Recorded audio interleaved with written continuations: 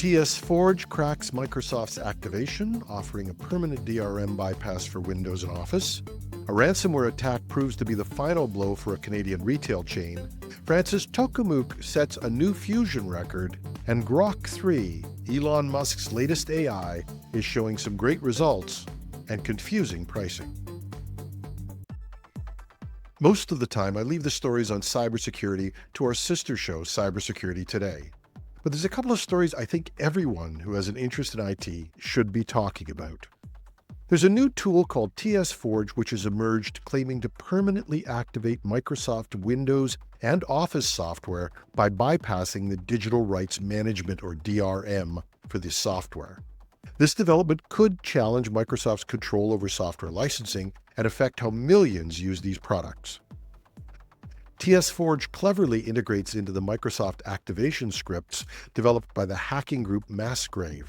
It supports activation for Windows from version 7 onwards, including Windows Server editions up to 2025, and Microsoft Office from 2013 to 2024.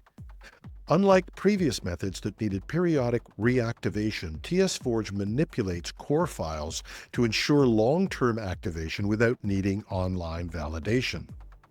The tool appears to modify key files like data.dat and tokens.dat in Microsoft's software protection platform, inserting fake activation data to trick the system into recognizing software as legally activated. Now, this bypass could lead to widespread unauthorized use of Microsoft software, potentially impacting Microsoft's revenue from licensing. Users would gain from having access to features like extended security updates without additional costs. But should you do this? And let's leave honesty aside for a moment, because it is theft, and it is illegal. But here's the message that we as IT pros need to get out. I'm not anybody's conscience. Let's talk about this from the point of view of security. Almost all pirated software comes with a huge risk of malware. And if these guys are smart enough to bypass Microsoft's controls, do you really think they're not going to be able to beat you?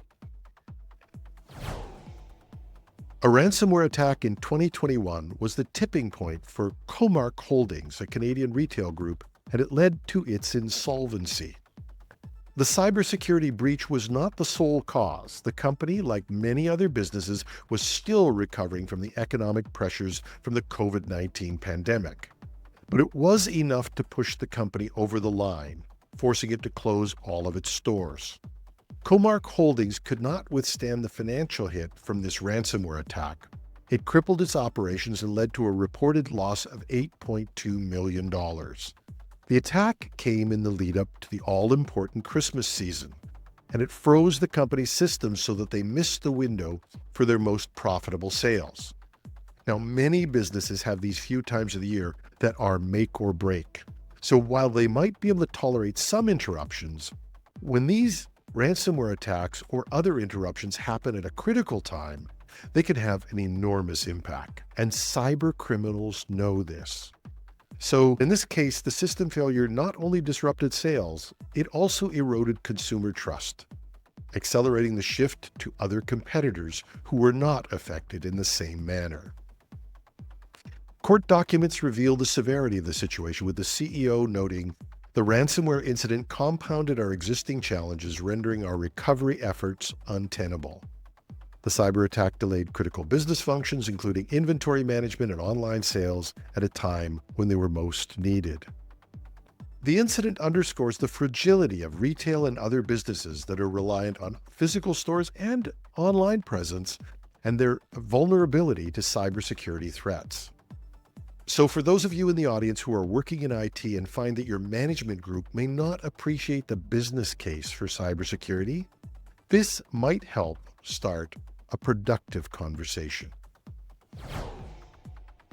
France has achieved a significant milestone in nuclear fusion research by maintaining a plasma reaction for over 22 minutes. Now that surpasses China's previous record by 25%. On February 12, 2025, researchers at the Commissariat à l'énergie atomique et aux énergies alternatives (CEA) in France achieved this record on the WEST device. WEST is an absolutely tortured acronym. It's short for W environment in steady state tokamak.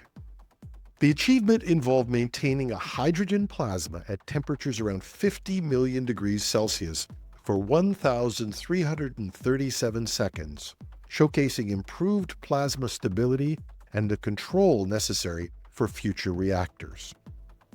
The director of fundamental research at the CEA noted, West has achieved a new key technological milestone by maintaining hydrogen plasma for more than 20 minutes through the injection of 2 megawatts of heating power. This success demonstrates a leap in both knowledge and technological control of plasmas over extended periods. So, this record not only signifies a step forward in fusion technology, but it also bolsters the international competition for fusion energy leadership.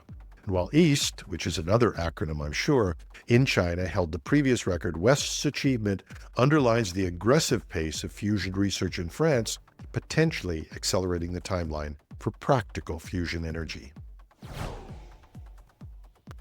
Elon Musk's AI startup, xAI, has unveiled Grok 3, a new AI model designed to compete directly with OpenAI's O1 and DeepSeek's R1.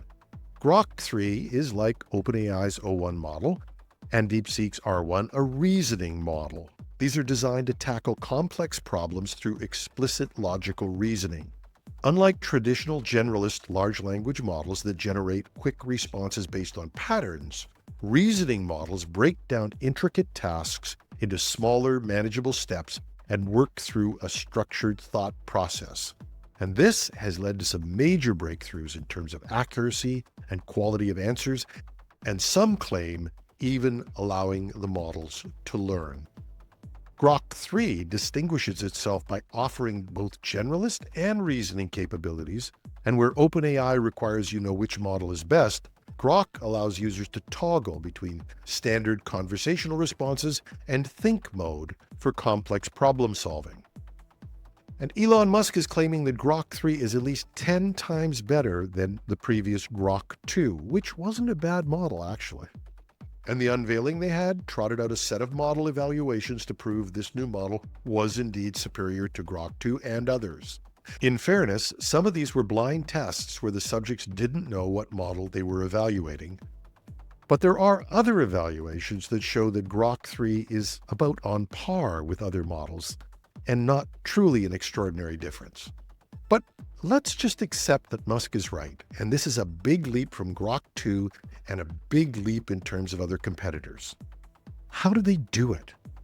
Well, one reason was just adding more computation resources. We know, as Sam Altman has said, we haven't reached the limits of scaling yet. That means that if you say you can increase the size of the model and add more data and more processing power, you get a much more intelligent model. And the development of Grok 3 was facilitated by a significant infrastructure enhancement. To train this new model, xAI built a supercomputer cluster, Colossus, in absolute record time. It's located in Memphis, Tennessee, and Colossus comprises over 200,000 NVIDIA H100 GPUs, making it one of the largest AI training clusters globally. And one of the miracles of Grok 3 development was not its results, but how fast they built what is in effect a supercomputer. The first phase of the construction was completed in 122 days. There are places that can't plan a supercomputer in 122 days. It deployed 100,000 GPUs with the capacity doubling in an additional 92 days. Now, this massive compute power enables continuous training, allowing Grok 3 to improve in real time as more users interact with it and as it gets more training. This was built in typical Elon Musk fashion with a just-get-it-done-at-all-costs drive. And while they did make the impossible delivery date, there are still loose ends. There's a number of generators running to keep the data center going because they simply couldn't get the power in fast enough. And how much does this new model Grok 3 cost? Well, just like the construction, there's a few loose ends and rough edges in the pricing of the new offering. Depending on the page you look at, access to Grok 3 comes at roughly $40 to $50 a month US, and there's a discount for an annual plan. But there's also an additional level of features available in what's called Super Grok for an extra $30 a month. According to an article in TechCrunch, not only were there differences in posted prices, but users were also reporting multiple different prices when they went online to buy the new service. One of the best uses I've found for large language models is in using it to design and package marketing materials.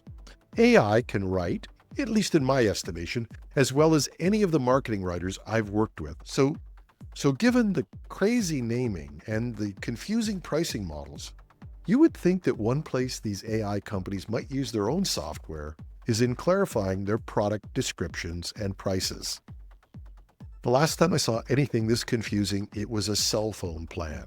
But don't worry, in a week or two, maybe sooner, you can use Perplexity's deep research for free to compile your own report on pricing and features. And that's our show. You can reach me with questions, comments, or whatever at editorial@technewsday.ca. Or you can find me on LinkedIn. Or if you're one of the new and mighty YouTube audience, you can just leave me a comment under the video. I'm your host, Jim Love. Have a thrilling Thursday.